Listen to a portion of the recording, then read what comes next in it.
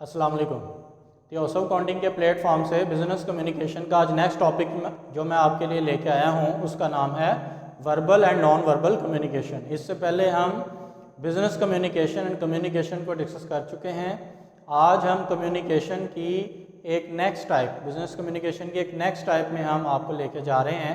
Means के communication को आगे हमने कितने हिस्सों में डिवाइड किया है।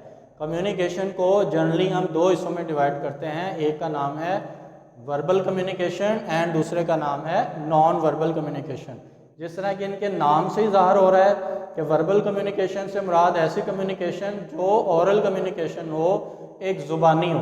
अब ओरल कम्युनिकेशन के अंदर हम कौन सी कम्युनिकेशन को शामिल करते हैं जिसमें हम यूज़ ऑफ वर्ड्स करते हैं। जैसे मैं आपसे कम्युनिकेट कर रहा हूँ तो मैं एक आपसे वर्बल कम्युनिकेशन कर रहा हूँ, मैं वर्ड्स के ज़रिए आपसे कम्युनिकेट हो रहा हूँ, तो this is the pattern of verbal communication. Verbal communications में मैं ओरल कम्युनिकेशन का सहारा लेता हूँ।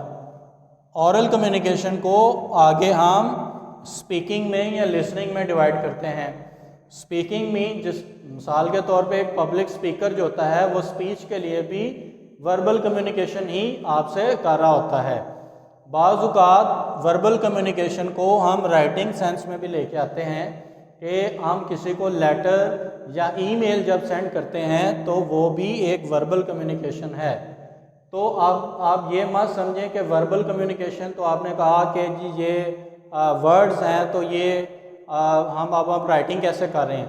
तो मैंने आपको ये कहा है कि वर्बल कम्युनिकेशन जिसमें अल्फाज का इस्तेमाल हो, चाहे वो आप सिंपल बोल रहे हैं चाहे वो आप लिख रहे हैं, दोनों सूरतों में वो वर्बल कम्युनिकेशन ही कहलाएगी। बिजनेस के अंदर आप देखें, आप जब हेल्पलाइन पे कॉल करते हैं तो वो आपसे ओरल कम्युनिकेशन कर रहे होते हैं, आपसे बोल रहे speaking, this is also the verbal communication.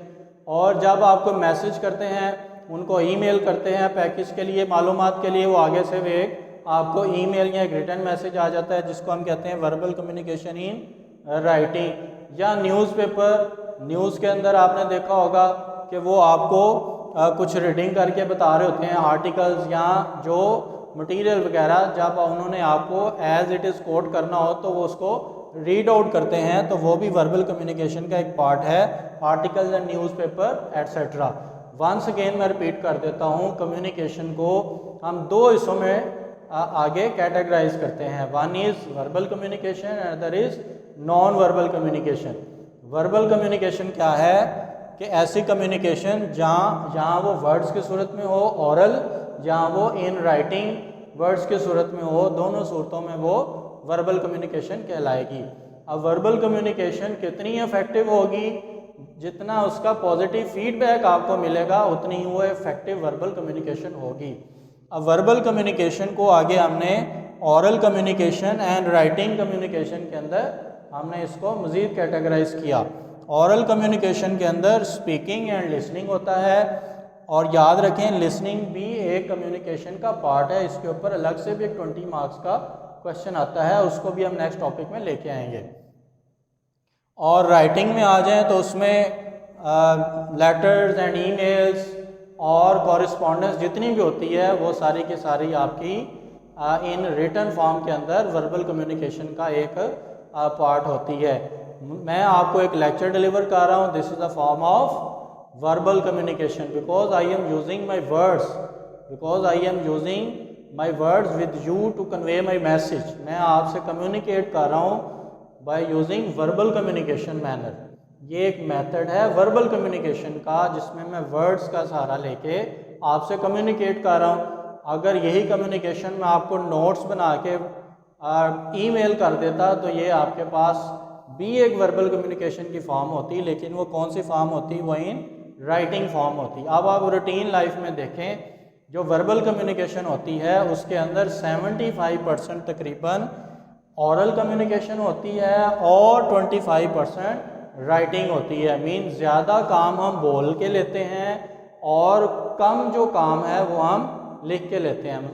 हमारी कम्युनिकेशन 75% ओरल है और 25% इन राइटिंग है।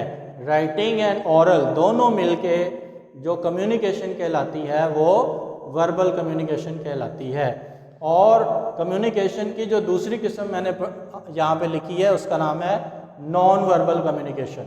तो नॉन वर्बल कम्युनिकेशन के ऊपर अलग से 20 मार्क्स का क्वेश्चन एग्ज़ाम में आ जाता है। इसको मैं नेक्स्ट लेक्चर में आपके लिए लेके आऊँगा। Thank you.